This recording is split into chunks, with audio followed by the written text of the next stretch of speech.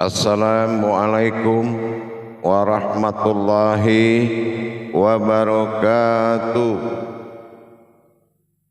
Alhamdulillah, alhamdulillahi rabbil alamin. Assalatu wassalamu ala asrafil anbiya'i wal mursalin Sayyidina wa maulana Muhammadin. Ashhadu an la ilaha illallah wa ashhadu anna Muhammadar Rasulullah. Allahumma sholli ala Sayyidina Muhammad Muhammadun musyabihil wal ikram ya wal jalil wal ikram wa tahirin wal mujahidina amma ba'du ibadullah. Alhamdulillah, segala puji syukur kita panjatkan kepada Allah atas segala nikmat, karunia, rahmah dan hidayahnya, serta dengan izinnya juga kita dapat menjalankan amanahnya, beramal dan beribadah zahir batin dunia dan akhirat. Bersalam kita tidak akan pernah kita lupakan. Marilah sama-sama kita sampaikan, kita junjungkan kepada Nabi Allah, Nabiul Akhirul Zaman, Rasulullah Muhammad sallallahu alaihi wasallam. Atasnya kalimahnya kita kalamkan dengan membacakan Allahumma sholli ala Sayyidina Muhammad wa ala alihi Sayyidina Muhammad. Alhamdulillah, bertemu lagi dengan saya Guru Mursyid Syekh Nur Muhammad Buya Irwan Maulana Al-Khalidi, Pasaman, Sumatera Barat. Tentunya dalam makom Majelis Zikir Ma'rifatullah Jakarta, Indonesia, dalam naungan Yayasan Islam Hidayatul Mubarakah Indonesia,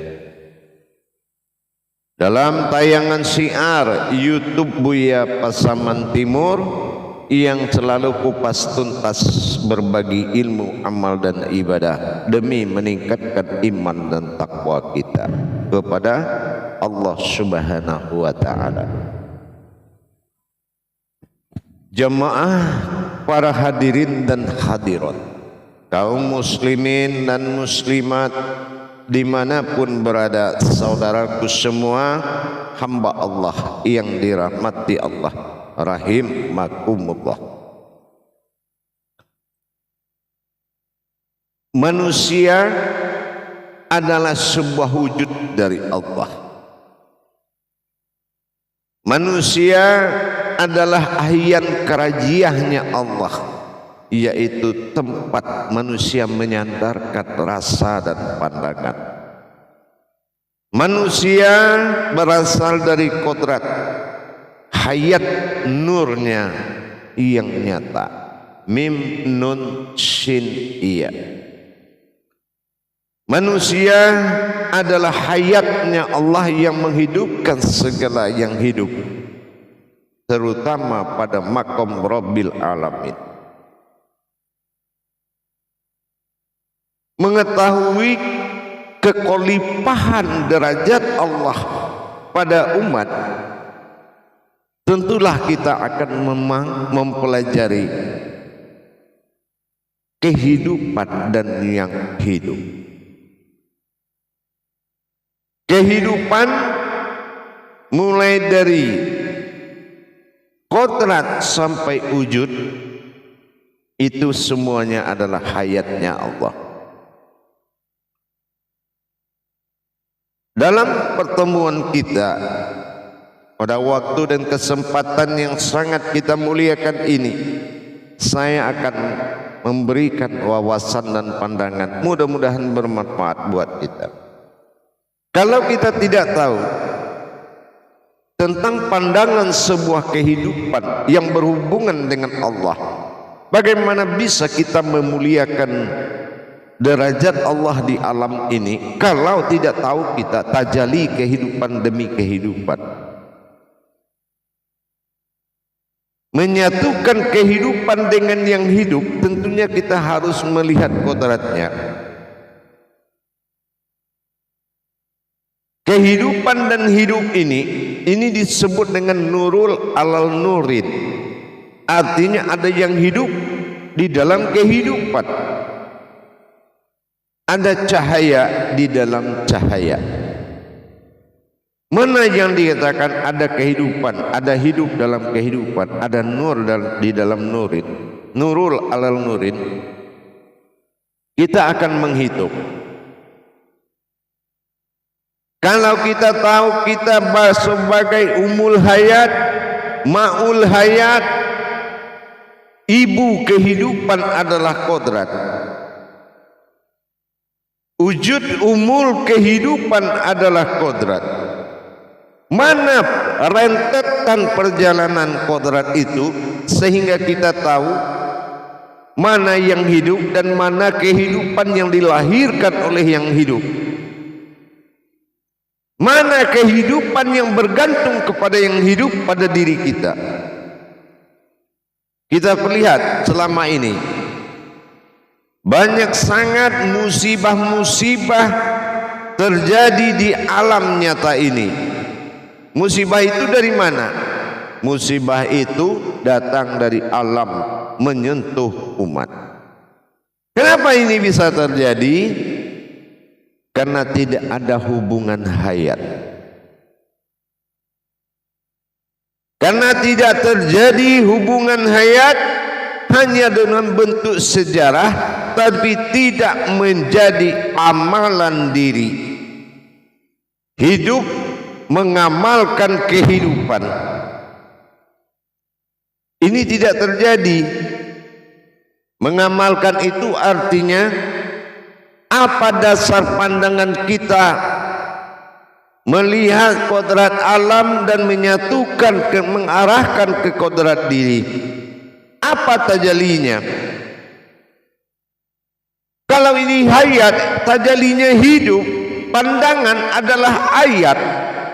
Tidak mungkin alam itu murka kepada manusia. Tidak mungkin murka.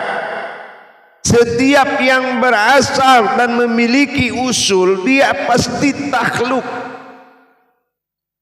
pasti menghormati, pasti menjunjung tinggi setiap kehidupan kepada yang hidup, dan yang hidup pasti berhadap dan menyembah yang menghidupkan.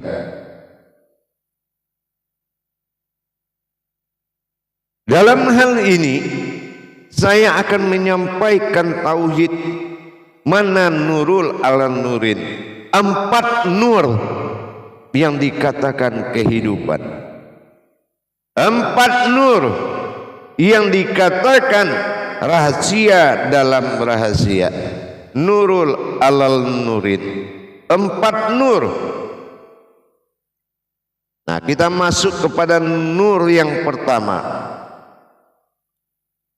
Nur yang pertama, kehidupan yang pertama, ini disebut dengan nurul. Nurul. Nah, mana yang nurul? Nurul itu terbagi kepada 3 kodrat. Di dalam kehidupan atau nurul. Nah, ini dibagi 3. Nurul ini bersifat keselamatan, yang menyelamatkan. Ya. Nah, yang pertama disebut dengan nurul Islam. Ini bagian dari nurul. Yang pertama dulu, nurul Islam. Nurul Islam ini hakikat kodratnya seperti bintang. Bintang itu derajat. Nah, ini ingat. Jadi kalau hidup di bawah nurul, ingat jangan sampai di bawah derajat alam. Ini nurul Islam. Islam butuh derajat bintang. Yang kedua, pecahan dari nurul ini nurul iman. Nah, nurul iman ini adalah ilmu.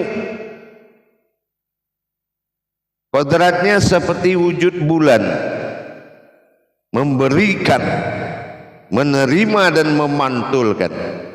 Ini namanya nurul ilmu, Nurul iman bernama kodratnya ilmu, wujudnya bulan. Yang ketiga nurul, pecahan dari nurul adalah nurul ihsan. Nah ini matahari memberikan kehidupan. Nah itu adalah kodrat. Dan ini adalah fungsi alam. 3 kodrat. Nah itu dalam satu nurul. Itu kita laksanakan. Bahwasan ini adalah kehidupan. Harus ada derajat, harus ada ilmu. Dan harus hayat di dalam nurnya Allah. Ini nurul ihsan. Jelas keumatan, jelas ilmu, dan jelas kodratnya. Ini nurul yang 3. Makanya di langit itu ada 3. Nur yang kedua dikatakan dengan Nur Muhammad. Nah, mana yang dikatakan Nur Muhammad? Inilah alam semesta. Alam semesta ini adalah nurnya Muhammad, nur yang memuji, nur yang bertasbih, beribu-ribu tahun dia bertasbih memuji Allah. Inilah alam, ini yang Nur Muhammad. Kodratnya alam nyata. Kodratnya alam nyata. Kodrat dari Nur Muhammad itu alam nyata disebut dengan ruh. Kodratnya alam nyata ini adalah ruh. Apa? Ruh hayat, hidup. Jadi alam nyata ini tidak ada yang mati. Alam nyata ini hidup semuanya. Apapun yang kamu aja berbicara, dia akan berbicara. Tapi berbicaranya dengan ayat Al-Quran bernama kalam. Kalam itu kejadian. Kalam itu bukan suara yang terdengar, tapi kalam itu adalah kejadian. Begitu kita tanya, dia akan menjawab dengan reaksi. Itu nur yang kedua, Nur Muhammad. Di Nur Muhammad baru ada nur satu lagi dikatakan Nurullah. Mana yang dikatakan Nurullah? Inilah wujud kita manusia. Inilah Nurullah. Apa hakikat Nurullah itu? Nurullah itu hakikatnya adalah zat yang terlihat. Itu Nurullah. Jadi Nurullah itu bukan seperti Nurul. Kalau Nurul itu ada cahayanya, tapi kalau Nurullah itu terlihat. Nur Muhammad juga terlihat, tidak ada cahayanya, tapi namanya Nur. Kenapa Nur? Sandaran Allah memberikan nama Nur. Nur itu adalah sinar yang tidak pernah salah. Sebuah sinar yang tidak pernah salah. Sinar itu adalah nur hayat, tidak akan pernah ada mati. Nah, itu yang dikatakan nur. Dan tidak boleh dikotori. Itu adalah yang nur yang ketiga adalah Nurullah. Setelah kita melihat wujud Nurullah adalah zat. Inilah jasad. Baru kita melihat nur yang terakhir, yaitu nur hak Allah. Nah gitu ya, nur hak Allah. Nah mana nur hak Allah? Inilah diri ruhani, inilah diri insan, ihsan, inilah diri batin. Nah itu dinamakan nur hak Allah. Nah, nur hak Allah inilah yang menyebabkan 3 nur lagi nyata ada. Inilah nur hak. Nur hak adalah diri yang halus. Nah gitu. Nur hak itu adalah diri yang halus. Jadi 4 nur itu saling ketergantungan. Ya, makanya kalau sudah menjadi ma'ul hayat itu adalah makom kehidupan. Makom kehidupan adalah ma'ul hayat, ini adalah al-haqqullah, yaitu diri yang hak. Ya, jadi al-haqqullah, diri yang hak adalah ma'ul hayat. Itu yang menyebabkan semuanya ada. Jadi kalau kita umpamakan seperti tenaga listrik PLN itu, ya, begitu PLN itu dengan tegangan tinggi, maka alam berpengaruh kepada semua listrik, akan berpengaruh kepada cahayanya. Begitu juga ketentuan dan kekuatan nilai dari al-haqqullah, nur hak Allah tadi, diri halus itu sangat berpengaruh kepada alam. Kalau diri halus atau diri al-haq itu kita tidak pernah bertajali dan mentahalikan suatu aras kekuatan, maka dayanya akan melemah dan alam pun tidak akan menyentuh kepada perbuatan dan tidak akan tersambung kepada alam. Nah, sementara alam aja kekuatannya seperti tadi, ada nurul Islam, nurul iman, nurul ihsan, ada nurullah dengan segala kekuatan air, api, angin dan tanah, segala ruhnya, ruh-ruh yang di dalam, ada nur Muhammad dengan kekuatan, ada dikatakan nurullah, nurullah ada perbuatan akal dan nafsu manusia. Dan bagaimana nur haknya Allah, kalau dia di bawah kekuatan itu, maka inilah yang terombang-ambing, entah mana orang, entah mana umat, entah mana Tuhan. Buta aksara dia terhadap kontak kehidupan, buta dan tuli dia, sumbum bumum uyum fahum la yarji'un. Karena al-haqqullah ini dia harus ada penyembahan dan wujudnya, yaitu wujud yang menjadikan. Nah, ini yang dikatakan dengan qayyum, yang menghidupkan. Jadi siapa yang menghidupkan? Yang menghidupkan adalah wujud Allah yang bersifat batin. Nah, disinilah baru ada tersambung hayat tadi. Nah, inilah yang dikatakan Rabbil Alamin. Kalau memang kita mendirikan diri yang dikatakan nur hak Allah, maka semua akan tafakur kepada ma'ul hayat khalifah di muka bumi ini. Itu adalah wujud Allah.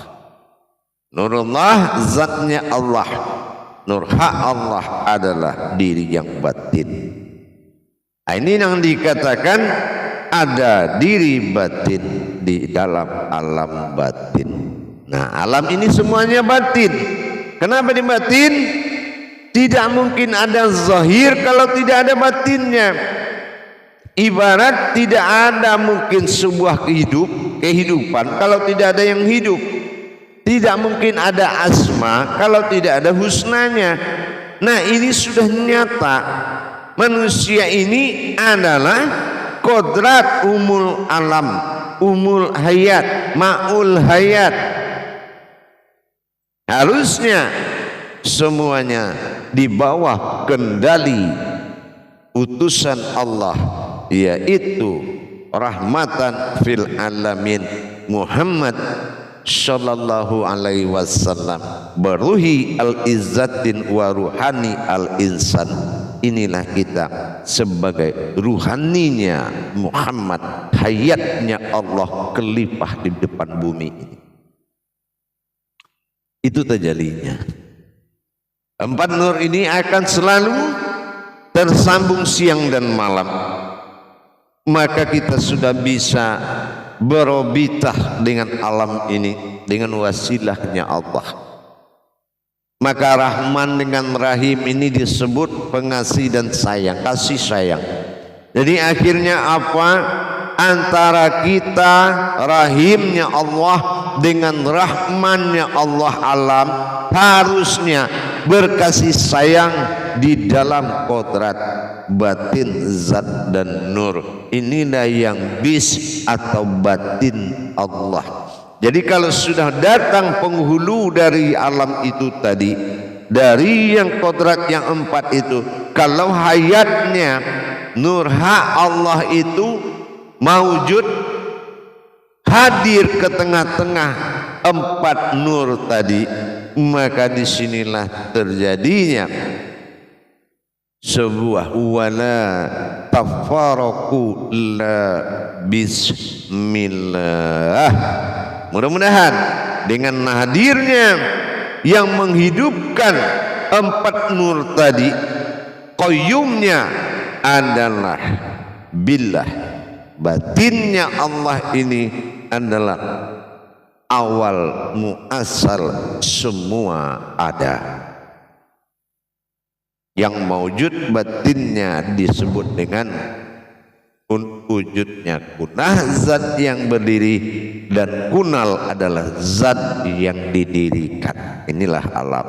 Tapi kunah adalah zat yang berdiri. Ini adalah diri. Nah, ini yang dikatakan nuru alal nurin. Begitu. Kalaulah kita lihat dengan mata batin, semua nur ini sangat indah di alam ini. Makanya untuk memberikan hadas, ibaratnya buang hadas, kita berdiri kencingkan semua itu rasanya ada malu di diri kita. Ya, karena semuanya terbuat dari nurnya Muhammad. Nur Muhammad itu ada dalam surat Al-Quran. Alam ini Al-Quran, artinya Al-Qara'an, isinya Al-Quran, yang hidup di dalamnya Al-Qur'ain. Jelas sudah. Nah, dengan demikian tinggal kita menjaga, menghormati dan menjagalah. Makanya Al-Quran katakan janganlah kamu berjalan dengan sombong di muka bumi. Karena seperti itu. Karena semuanya terjadi dari nurnya Muhammad. Tidak kujadikan semuanya kalau tidak kenamu ya Muhammad. Muhammad yang dimaksud adalah manusia. Tapi Muhammad Khadim Azali adalah Muhammad berwujud Allah. Itu beda. Nah ini ya. Jadi nur Muhammad dengan nur Muhammad Rasulullah itu berbeda hakikatnya. Nur Muhammad pada alam yang bertasbih ruh yang empat, menuju syafaat yang tujuh, kodrat zat kunal, nurnya memuji, nurnya Muhammad memuji. Tetapi kodrat yang di dalam ada dikatakan dengan nurullah. Nah inilah yang dikatakan dengan nur Rasulullah.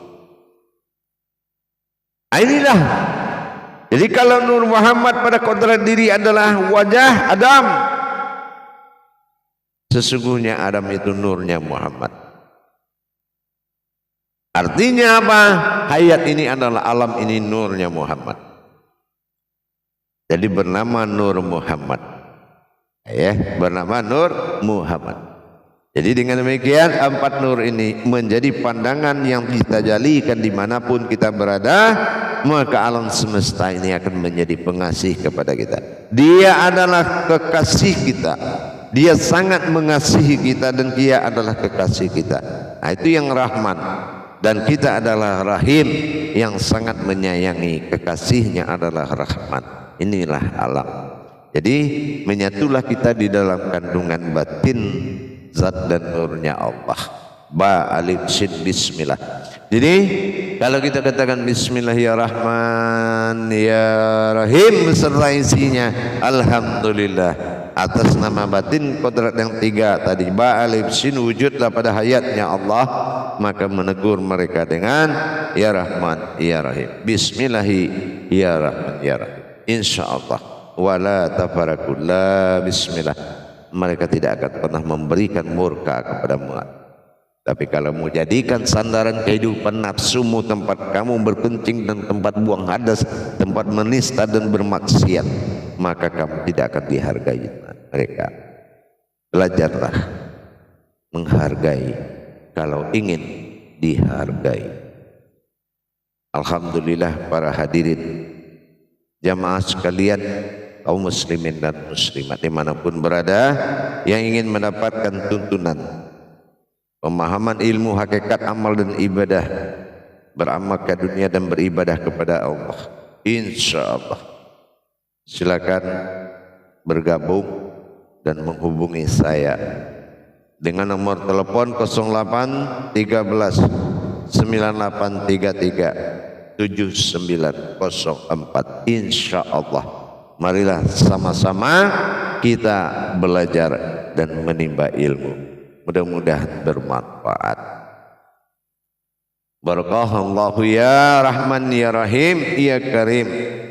Sadaqallah barakallah walhamdulillahi rabbil alamin. Akhirul kalam wabillahi taufiq wal hidayah. Wassalamualaikum warahmatullahi wabarakatuh.